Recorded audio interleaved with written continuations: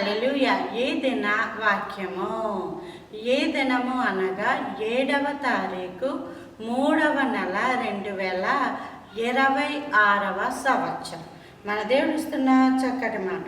యెహోషువ గ్రంథము 1వ అధ్యాయము 17వ వచనం. నీ దేవుడైన యెహోవా మోషేకు తోడయుండునట్లు నీకును తోడయుండును గాక. అవును, దేవుడు మనకి తోడై ఉంటాడు.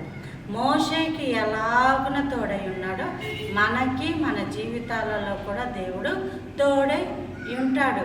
అయితే మోషే లాంటి జీవిత విధానం ఉండాలి. హల్లెలూయా.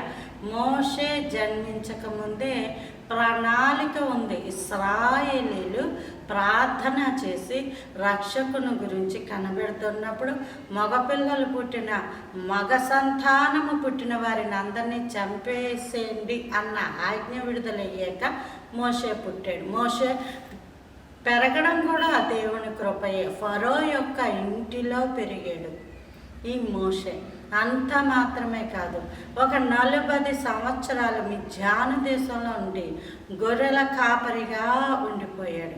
ఆ తర్వాత మరలా దేవుడు మాట్లాడితే సమస్తాన్ని విడిచిపెట్టి 80వ సంవత్సరంలో దేవుని సేవకొచ్చి దేవుని మాట ప్రకారం అడుగులు వేస్తూ దేవుని చిత్తానుసారంగా జీవిస్తూ దేవుని కృపలో వర్ధిల్లుతూ ఉన్నాడు.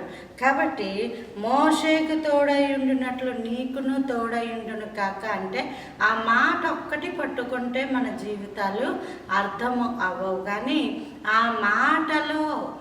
ఆ మాటలో మోషే ఎలాగైతే దేవుణ్ణి చూడాలని, మోషే ఎలాగైతే సేనాయి పర్వతం మీద 40 రోజులు ఉపవాసముండి గడిపాడో మన గృహాలలో కూడా లేదా ఎత్తైన ప్రార్థనా స్థలాలు ఉంటాయి, అక్కడికి వెళ్ళి ప్రార్థనా మందిరాలలో చక్కటి జీవితాలు కలిగి ఉండి దేవుని ముఖాముఖి చూచే అనుభవాలతో ఉండి దేవునితో చక్కటి సంభాషణ చేసే అనుభవాలతో ఉండినప్పుడు సేమ్ మోషేకి దేవుడు ఎలా తోడై ఉన్నాడో మనకును తోడై ఉండును గాక. Praise the Lord. ఆమేన్.